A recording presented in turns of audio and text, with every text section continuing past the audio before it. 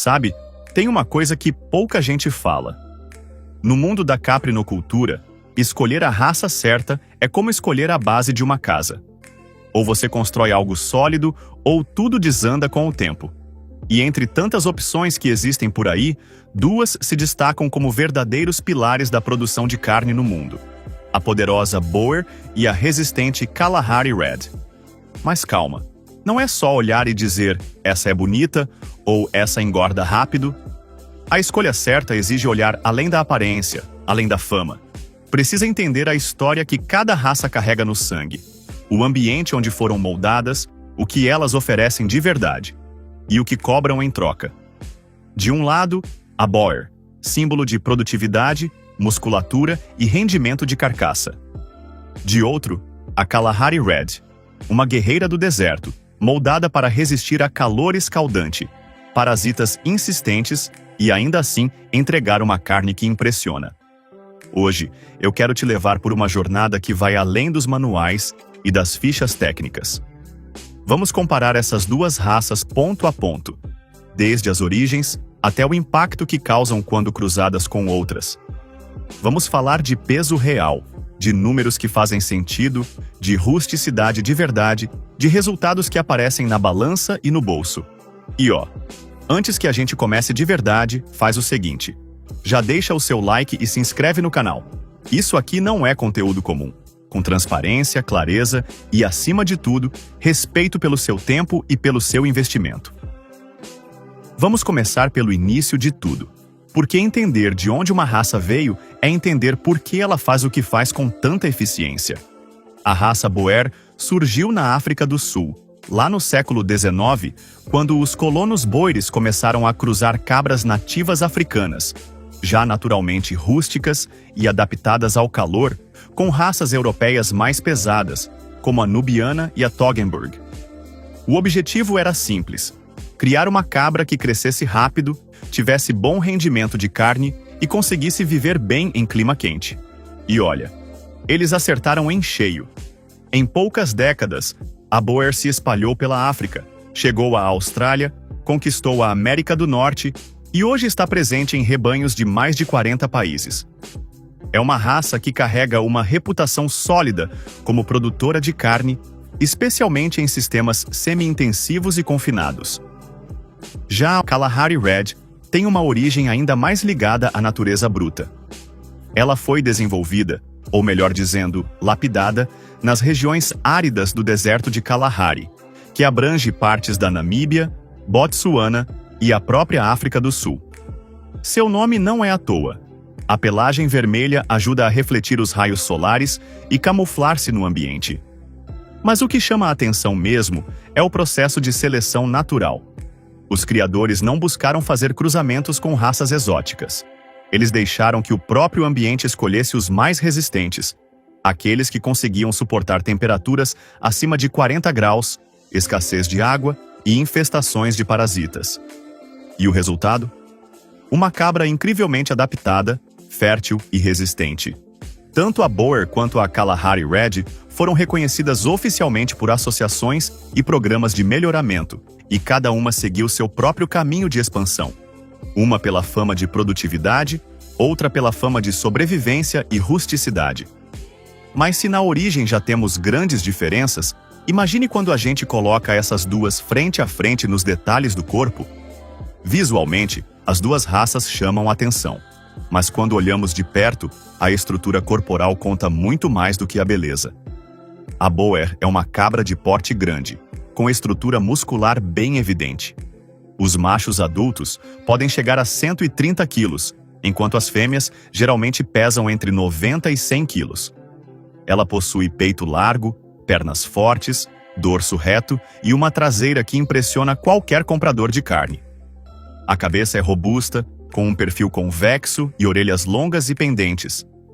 A pelagem clássica é branca com a cabeça vermelha, mas hoje já existem linhagens totalmente vermelhas ou pintadas. A Kalahari Red, por outro lado, tem um visual mais uniforme. Como o próprio nome sugere, sua pelagem vai do vermelho queimado ao cobre escuro. E isso não é só estética, é proteção contra o sol intenso. Seu corpo é igualmente musculoso, embora ligeiramente mais compacto que o da Boer. Os machos adultos chegam a 115 quilos, e as fêmeas ficam por volta de 80 a 90 quilos. O crânio é forte, com orelhas largas e caídas, e a pele apresenta maior pigmentação, o que ajuda na resistência ao calor e à radiação solar. Ambas têm casco forte e aprumos corretos, mas a Kalahari leva vantagem quando o assunto é andar grandes distâncias em terrenos pedregosos ou arenosos, sem demonstrar cansaço. Já a Boer se destaca em sistemas mais controlados, onde a exigência é crescer rápido e entregar carne com alto rendimento. E falando em rendimento, vamos ver como elas se comportam no quesito reprodução? Aqui começa o verdadeiro jogo da criação. Porque uma raça que não entrega bons índices reprodutivos, por mais bonita ou musculosa que seja, pesa no bolso do produtor. A Boer sempre foi reconhecida por sua fertilidade. As fêmeas geralmente entram no cio a partir dos 7 meses, mas a primeira cobertura eficiente costuma acontecer entre os 8 e 10 meses, dependendo do manejo. Uma matriz bem alimentada pode ter 3 parições a cada 2 anos, o que representa uma taxa reprodutiva bastante interessante. A taxa de natalidade gira em torno de 95%, com frequência de duplos e até triplos partos, especialmente em matrizes adultas. E o mais importante, a Boer é conhecida por ser uma excelente mãe, com forte instinto materno e boa produção de leite, o suficiente para sustentar os filhotes até o desmame. Já a Kalahari Red, apesar de ser mais recente nos grandes programas de melhoramento, surpreende. As fêmeas também entram no cio cedo, por volta dos 7 a 8 meses, e podem manter produtividade reprodutiva por até 12 anos, especialmente em regiões secas, onde ela se sente em casa. A taxa de fertilidade é altíssima, com registros de até 98%, e ela também tem excelente desempenho com partos duplos. O diferencial está na resistência. Mesmo em condições adversas, com pastagens fracas e clima hostil, as matrizes Kalahari mantêm o ciclo reprodutivo ativo, sem grandes pausas ou perdas. Nos dois casos, tanto Boer quanto Kalahari, o intervalo entre partos gira em torno de 8 meses, o que permite um fluxo constante de produção. Porém, enquanto a Boer brilha em sistemas mais controlados e bem manejados, a Kalahari parece ter um motor interno que não para, nem quando tudo ao redor está contra. E o que essas crias nos entregam em peso, rendimento e qualidade? É agora que a balança entra na conversa. Se a genética reprodutiva abre a porteira, é a produção de carne que enche o coxo. E aqui, cada uma dessas raças tem argumentos de peso, literalmente. A Boer é, sem sombra de dúvida, uma das raças mais eficientes do mundo na conversão alimentar em carne. Um cabrito Boer bem manejado pode atingir 35 quilos aos 90 dias de vida, com um ganho de peso diário que varia entre 250 a 300 gramas, dependendo do sistema. O rendimento de carcaça pode chegar a 52%, com cortes bem aproveitados e ótima aceitação no mercado, tanto pelo marmoreio quanto pela maciez. Por isso, ela é frequentemente usada em sistemas semi-intensivos e até mesmo em confinamento, onde mostra todo o seu potencial. A Kalahari Red, por outro lado, surpreende pelo equilíbrio entre rusticidade e produtividade. Os cabritos ganham em média 220 gramas por dia em sistemas extensivos, chegando a 30 quilos por volta dos 90 a 100 dias. Em sistemas mais ajustados, esse ganho pode ser ainda maior. Seu rendimento de carcaça gira entre 48% e 50%, com destaque para a consistência muscular, o baixo teor de gordura e a excelente relação osso-carne. É uma carne firme, de sabor leve e bastante valorizada em mercados que priorizam sustentabilidade e produção orgânica. A grande vantagem da Kalahari está na constância. Mesmo em períodos de seca e pasto escasso, ela mantém a linha de produção ativa, o que nem sempre acontece com a Boer, que responde melhor em ambientes mais controlados e com nutrição de qualidade.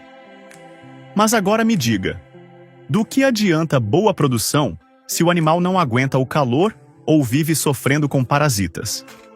Agora entramos num ponto que separa os fortes dos adaptados. Porque não basta produzir bem. O animal precisa sobreviver bem, e de preferência, sem dar dor de cabeça.